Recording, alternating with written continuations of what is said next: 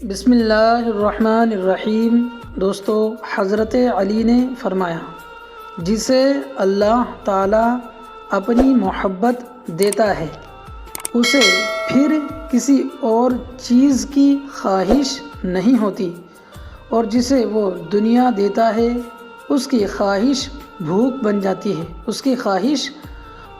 جاتی ہے، کبھی ختم نہیں ہوتی۔ بے شک اندرونی غم باہر کی جوانی کھا جاتے ہیں۔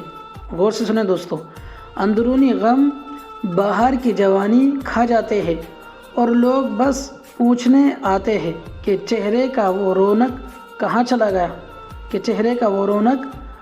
چلا گیا، لیکن چہرہ پڑھتے نہیں کہ اندرونی غم اس انسان کو کھا رہے ہیں، جو اس انسان کے اندر دبے پڑے ہیں، جس کا کسی سے ذکر بھی نہیں کر پاتا۔ بے شک موت۔ اب غور سے سنیں دوستوں، موت کی سختی یاد رکھے، دنیا کی تلخیاں بے ذائقہ لگنے لگیں گی۔ روح نکلنے کے بعد اپنی اوقات سوچے، آس پاس کا منظر غیر اہم ہو جائے گا۔ کفن میں خالی ہاتھوں کا خیال کرے، ہر شے اپنی وقعت کھو دے گی، اور قبر کی پہلی رات یاد رکھے، زندگی کا ہر دن روشن ہو جائے گا۔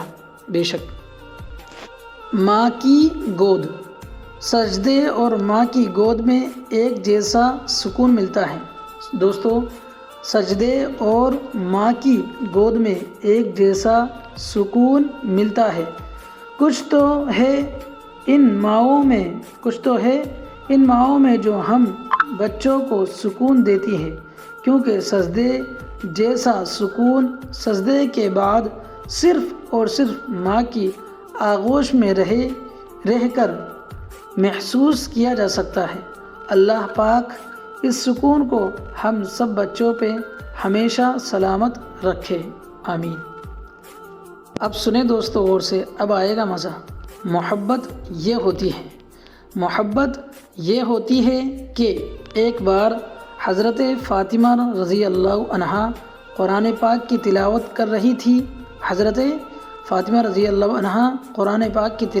رہی تھی۔ تھوڑا دور حضرت علی رضی اللہ عنہ بیٹھے ہوئے تھے، تو بیچ میں ایک آیت آئی جو حضرت فاطمہ رضی اللہ عنہا نے آہستہ آواز میں پڑھی۔ کیا پڑھی؟ آہستہ آواز میں پڑھی۔ اس آیت کا ترجمہ ہے کہ ایک مرد 4 شادیاں کر سکتا ہے۔ کیا ہے؟ ایک مرد 4 شادیاں کر سکتا ہے۔ جب انہوں نے یہ آیت آہستہ پڑھی، حضرت علی رضی اللہ عنہ نے مسکرا کر جواب دیا، فاطمہ، کیا کہا؟ فاطمہ، فکر مت کرو، میں صرف اور صرف تم سے ہی محبت کرتا ہوں، اور میری زندگی میں تم ایک ہی رہو گی۔ بے شک راستہ۔ اللہ تعالیٰ یقین والوں کے لیے راستے بناتا ہے، اور جانتے ہو یقین والے کیسے ہوتے ہیں؟ تو سنیں کہ جب ان کی دعائیں بھی ان کے مخالف ہو جائے، وہ تب بھی اللہ تعالیٰ سے مانگنا نہیں چھوڑتے۔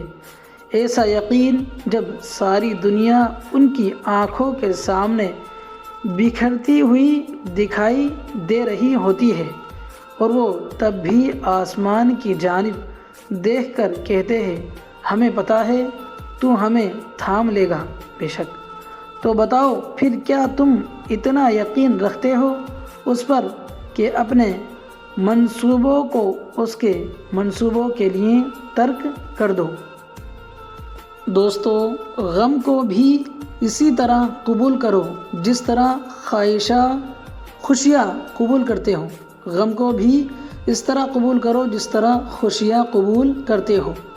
غم اور خوشی ایک ہی منصف کی لکھی ہوئی چیزیں ہیں۔ خوشی بھی قبول ہے، غم بھی قبول ہے۔ یہ بھی اللہ کی عنایت ہے، یہ اس کی نوازش ہے کہ غم بھیج دیا۔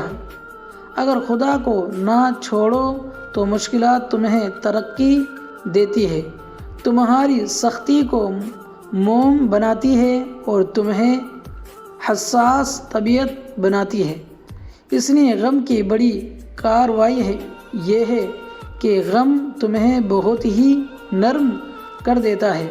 اگر غم نہ ہو تو انسان پتھر ہی رہتا۔ دوستو، دل سے اترنا۔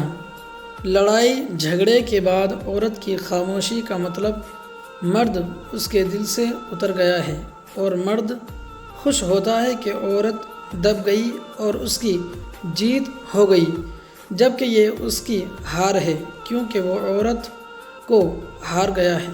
بے شک اللہ پاک ہم سب کو کہنے سننے زیادہ عمل کی توفیق عطا فرمائے، اور جو غلطیاں کوتاہیاں ہوئی ہو پڑھنے میں انہیں معاف فرمائے۔ آمین یا رب العالمین۔ وآخر دعوانا ان الحمد للہ رب العالمین۔ السلام علیکم دوستو۔